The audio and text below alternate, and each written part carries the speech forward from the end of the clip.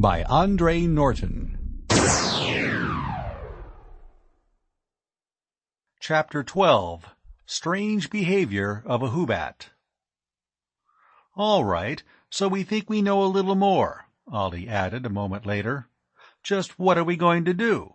We can't stay in space forever. They're the small items of fuel and supplies and—" Rip had come to a decision. "We're not going to remain spaceborne," he stated with the confidence of one who now saw an open road before him. "Luna?" Weeks was plainly doubtful. "No, not after that Warnoff. Terra." For a second or two, the other three stared at Rip agape. The audacity and danger of what he suggested was a little stunning. Since men had taken regularly to space, no ship had made a direct landing on their home planet. All had passed through the quarantine on Luna. It was not only risky, it was so unheard of that for some minutes they did not understand him. "We try to set down at Terraport," Dane found his tongue first, "and they flame us out." Rip was smiling. "The trouble with you," he addressed them all, "is that you think of Earth only in terms of Terraport." "Well, there is the patrol field at Stella," Weeks agreed doubtfully, "but we'd be right in the middle of trouble there." "Did we have a regular port on Sargol, on Limbo, on 50 others I can name out of our log?" Rip wanted to know. Ollie voiced a new objection. "So, we have the luck of Jones and we set down somewhere out of sight. Then what do we do?" "We seal the ship until we find the pest. Then we bring in a medic and get to the bottom of the whole thing." Rip's confidence was contagious. Dane almost believed that it could be done that way. "Did you ever think," Ollie cut in, "what would happen if we were wrong, if the Queen really is a plague carrier?" "I said we seal the ship. Tight," countered Shannon. "And when we Earth, it'll be where we won't have visitors to infect." "And that is where?" Ollie, who knew the deserts of Mars better than he did the greener planet from which his stock had sprung, pursued the question. "Right in the middle of the Big Burn." Dane, Terra-born and bred, realized first what Rip was planning and what it meant. Sealed off was right. The Queen would be amply protected from investigation. Whether her crew would survive was another matter. Whether she could even make a landing there was also to be considered. The Big Burn was the horrible scar left by the last of the atomic wars, a section of radiation-poisoned land comprising hundreds of square miles, land which generations had never dared to penetrate. Originally, the survivors of that war had shunned the whole continent which it disfigured. It had been close to 2 centuries before men had gone into the still wholesome land laying to the far west and the south. And through the years, the avoidance of the Big Burn had become part of their racial instinct as they shrank from it. It was a symbol of something no Terran wanted to remember. But Ollie now had only one question to ask. "Can we do it?" "We'll never know until we try," was Rip's reply. "The patrol will be watching." That was Weeks. With his Venusian background, he had less respect for the dangers of the Big Burn than he did for the forces of law and order which ranged the star lanes. "They'll be watching the route lanes," Rip pointed out. "They won't expect a ship to come in on that vector, steering away from the ports. Why should they? As far as I know, it's never been tried since Terraport was laid out. It'll be tricky." And he himself would have to bear most of the responsibility for it. "But I believe that it can be done.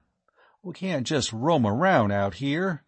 With IS out for our blood and a patrol worn off, it won't do us any good to head for Luna." None of his listeners could argue with that. And Dane's spirits began to rise. After all, they knew so little about the big burn. It might afford them just the temporary sanctuary they needed. In the end, they agreed to try it, mainly because none of them could see any alternative, except the too dangerous one of trying to contact the authorities and being summarily treated as a plague ship before they could defend themselves. And their decision was ably endorsed not long afterwards by a sardonic warning on the comm, a warning which Ollie, who had been tending the machine, passed along to them. "Greetings, pirates." "What do you mean?" Dane was heating broth to feed to Captain Jellicoe. "The word has gone out. Our raid on the Eastat is now a matter of history and patrol record. We've been posted." Dane felt a cold finger drawn along his backbone. Now they were fair game for the whole system. Any patrol ship that wanted could shoot them down with no questions asked. Of course, that had always been a possibility from the first after their raid on the Eastat. But to realize that it was now true was a different matter altogether. This was one occasion when realization was worse than anticipation. He tried to keep his voice level as he answered. "Let's hope we can pull off Rip's plan." "We'd better. What about the big burn, anyway, Thorson? Is it as tough as the stories say?" "We don't know what it's like. It's never been explored, or at least those who tried to explore its interior never reported in afterwards. As far as I know, it's left strictly alone." "Is it still all hot?" "Parts of it must be, but all we don't know." With the bottle of soup in his hand, Dane climbed to Jellicoe's cabin, and he was so occupied with the problem at hand that at first he did not see what was happening in the small room. He had braced the captain up into a half-sitting position, and was patiently ladling the liquid into his mouth a spoonful at a time, when a thin squeak drew his attention to the top of Jellicoe's desk. From the half-open lid of a microtape compartment, something long and dark projected, beating the air feebly. Dane, easing the captain back on the bunk, was going to investigate, when the Hoobat broke its unnatural quiet of the past few days with an ear-splitting screech of fury. Dane struck at the bottom of its cage, the move its master always used to silence it, but this time the results were spectacular. The cage bounced up and down on the spring which secured it to the ceiling of the cabin, and the blue-feathered horror slammed against the wires. Either its clawing had weakened them, or some fault had developed, for they parted, and the Hoobat came through them to land with a sullen plop on the desk. Its screams stopped as suddenly as they had begun, and it scuttled on its spider-toed legs to the microtape compartment, acting with purposeful dispatch and paying no attention to Dane. Its claws shot out, and with ease it extracted from the compartment a creature as weird as itself, one which came fighting and of which Dane could not get a very clear idea. Struggling, they battled across the surface of the desk and flopped to the floor. There the hunted broke loose from the hunter and fled with fantastic speed into the corridor.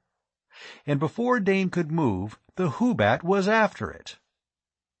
He gained the passage just in time to see Queeks disappear down the ladder, clinging with the aid of its pincher claws, apparently grimly determined to catch up with the thing it pursued. And Dane went after them. There was no sign of the creature, who fled on the next level. But Dane made no move to recapture the blue hunter, who squatted at the foot of the ladder, staring unblinkingly into space.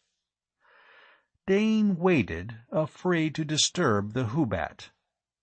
He had not had a good look at the thing which had run from Queeks, but he knew it was something which had no business aboard the Queen, and it might be the disturbing factor they were searching for. If the Hubbat would only lead 'em to it. The Hubbat moved, rearing up on the tips of its 6 legs, its neckless head slowly revolving on its puffy shoulders. Along the ridge of its backbone, its blue feathers were rising into a crest, much as Sinbad's fur rose when the cat was afraid or angry. Then, without any sign of haste, it crawled over and began descending the ladder once more, heading toward the lower section, which housed the hydro. Dane remained where he was until it had almost reached the deck of the next level, and then he followed, one step at a time. He was sure that the Hubbat's peculiar construction of body prevented it from looking up, unless it turned upon its back, but he did not want to do anything which would alarm it, or deter Queeks from what he was sure was a methodical chase.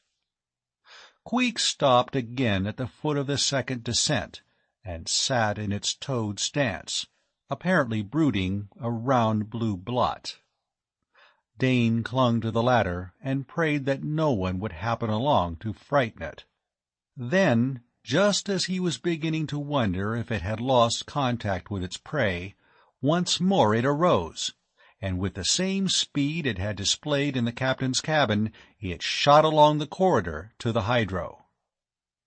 To Dane's knowledge, the door of the garden was not only shut, but sealed, and how either the stranger or Queeks could get through it he did not see. "What the—" Ollie clattered down the ladder to halt abruptly as Dane waved at him. "Queeks," the cargo apprentice kept his voice to a half-whisper. "It got loose and chased something out of the old man's cabin down here." "Queeks?" Ollie began, then shut his mouth, moving noiselessly up to join Dane. The short corridor ended at the hydro entrance, and Dane had been right. There they found the Hubbat, crouched at the closed panel, its claws clicking against the metal as it picked away useless at the portal which would not admit it. "Whatever it's after must be in there," Dane said softly. And the hydro, stripped of its luxuriance of plant life, occupied now by the tanks of green scum, would not afford too many hiding places. They had only to let Queeks in and keep watch. As they came up, the Hubbat flattened to the floor and shrilled its war cry, spitting at their boots and then flashing claws against the stout, metal-enforced hide. However, though it was prepared to fight them, it showed no signs of wishing to retreat, and for that Dane was thankful. He quickly pressed the release and tugged open the panel. At the first crack of its opening, Queeks turned with one of those bursts of astounding speed and clawed for admittance, its protest against the men forgotten. And it squeezed through a space Dane would have thought too narrow to accommodate its bloated body. Both men slipped around the door behind it and closed the panel tight. The air was not as fresh as it had been when the plants were there, and the vats which had taken the places of the banked greenery were certainly nothing to look at. Queeks humped itself into a clod of blue, immovable, halfway down the aisle. Dane tried to subdue his breathing to listen. The Hubbat's action certainly argued that the alien thing had taken refuge here, though how it had gotten through— but if it were in the hydro, it was well hidden. He had just begun to wonder how long they must wait when Queeks again went into action. Its clawed front legs upraised, it brought the pincers deliberately together and sawed one across the other, producing a rasping sound which was almost a vibration in the air. Back and forth moved the claws. Watching them produced almost a hypnotic effect, and the reason for such a maneuver was totally beyond the human watchers. But Queeks knew what it was doing all right. Ollie's fingers closed on Dane's arm, in a pincher grip as painful as if he had been equipped with the horny armament of the Hubbat.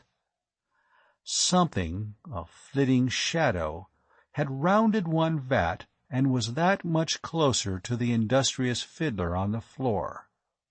By some weird magic of its own, the Hubbat was calling its prey to it. Scrape, scrape. The unmusical performance continued with monotonous regularity. Again the shadow flashed, one vat closer. The Hubbat now presented the appearance of one charmed by its own art, sunk in a lethargy of weird music-making. At last the enchanted came into full view, though lingering at the round side of a container, very apparently longing to flee again, but under some compulsion to approach its enchanter. Dane blinked, not quite sure that his eyes were not playing tricks on him. He had seen the almost transparent globe bogies of Limbo, had been fascinated by the weird and ugly pictures in Captain Jellicoe's collection of tri-D prints. But this creature was as impossible in its way as the horrific blue thing dragging it out of concealment. It walked erect on two threads of legs, with four knobby joints easily detected. A bulging abdomen sheathed in the horny substance of a beetle shell ended in a sharp point. Two pairs of small legs, folded close to the much smaller upper portion of its body, were equipped with thorn-shack terminations. The head, which constantly turned back and forth on the armor-plated shoulders, was long and narrow, and split for half its length by a mouth above which were deep pits which must harbor eyes, though actual organs were not visible to the watching men. It was a palish gray in color, which surprised Dane a little. His memory of the few seconds he had seen it on the captain's desk had suggested that it was much darker. And erect as it was, it stood about 18 inches high. With head turning rapidly, it still hesitated by the side of the vat, so nearly the color of the metal that unless it moved it was difficult to distinguish. As far as Dane could see, the Hubbat was paying it no attention. Queeks might be lost in a happy dream, the result of its own fiddling. Nor did the rhythm of that scraping vary. The nightmare thing made the last foot in a rush of speed which reduced it to a blur, coming to a halt before the Hubbat. Its front legs whipped out to strike at its enemy. But Queeks was no longer dreaming. This was the moment the Hubbat had been awaiting. One of the sawing claws opened and closed, separating the head of the lurker from its body. And before either of the men could interfere, Queeks had dismembered the prey with dispatch. "Look there," Dane pointed. The Hubbat held close the body of the stranger, and where the ashy corpse came into contact with Queeks's blue-feathered skin, it was slowly changing hue, as if some of the color of its hunter had rubbed off on it. "Chameleon!" Ollie went down on one knee, the better to view the grisly feast now in progress. "Watch out," he added sharply as Dane came to join him. One of the thin upper limbs lay where Queeks had discarded it, and from the needle tip was oozing some colorless drops of fluid. Poison?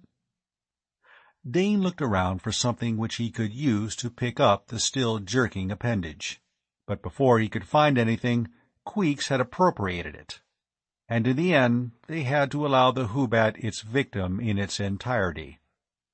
But once Queeks had consumed its prey, it lapsed into its usual hunched immobility. Dane went for the cage, and working gingerly, he and Ollie got the creature back in captivity. But all the evidence now left were some smears on the floor of the hydro, smears which Ollie blotted up for future research in the lab. An hour later, the 4 who now comprised the crew of the Queen gathered in the mess for a conference. Queeks was in its cage on the table before them, asleep after all its untoward activity. "There must be more than just one," Weeks said. "But how are we going to hunt them down? With Sinbad?" Dane shook his head. Once the Who-Bat had been caged and the more prominent evidence of the battle scraped from the floor, he had brought the cat into the hydro and forced him to sniff at the site of the engagement. The result was that Sinbad had gone raving mad, and Dane's hands were now covered with claw tears which ran viciously deep. It was plain that the ship's cat was having none of the intruders, alive or dead. He had fled to Dane's cabin, where he had taken refuge on the bunk, and snarled wild-eyed when anyone looked in from the corridor. "Queeks has to do it," Rip said. "But will it hunt unless it's hungry?" He surveyed the now comatose creature skeptically. They had never seen the captain's pet eat anything except some pellets which Jellicoe kept in his desk, and they were afraid that the intervals between such feedings were quite lengthy. If they had to wait the usual time for Queeks to feel hunger pangs once more, they might have to wait a long time. "We should catch one alive," Ollie remarked thoughtfully. "If we could get Queeks to fiddle it out to where we could net it—" Weeks nodded eagerly. "A small net like those the Salariki use. Drop it over the thing." While Queeks still drowsed in its cage, Weeks went to work with fine cord. Holding the color-changing abilities of the enemy in mind, they could not tell how many of the creatures might be roaming the ship. It could only be proved where they weren't by where Sinbad would consent to stay. So they made plans which included both the cat and the Who-Bat. Sinbad, much against his will, was buckled into an improvised harness by which he could be controlled without the handler losing too much valuable skin. And then the hunt started at the top of the ship, proceeding downward section by section. Sinbad raised no protest in the control cabin, nor in the private cabins of the officers thereabouts. If they could interpret his reactions, the center section was free of the invaders. So, with Dane in control of the cat, and Ollie carrying the caged Who-Bat, they descended once more to the level which housed the hydro galley, steward's quarters, and ship's sick bay. Sinbad proceeded on his own 4 feet into the galley and the mess. He was not uneasy in the sick bay, nor in Mura's cabin. And this time he even paced the hydro without being dragged, much to their surprise, as they had thought that the headquarters of the stowaways. "Could there only have been one?" Weeks wanted to know as he stood by ready with the net in his hands. "Either that, or else we're wrong about the hydro being their main hideout. If they're afraid of Queeks now, they may have withdrawn to the place they feel the safest," Rip said. It was when they were on the ladder leading to the cargo level that Sinbad balked. He planted himself firmly and yowled against further progress, until Dane, with the harness, pulled him along. "Look at Queeks." They followed Weeks's order. The Who-Bat was no longer lethargic. It was raising itself, leaning forward to clasp the bars of its cage, and now it uttered one of its screams of rage. And as Ollie went down the ladder, it rattled the bars in a determined effort for freedom. Sinbad, spitting and yowling, refused to walk. Rip nodded to Ollie. "Let it out." Tipped out of its cage, the Who-Bat scuttled forward, straight for the panel which opened on the large cargo space, and there waited, as if for them to open the portal and admit the hunter to its hunting territory. End of Chapter 12.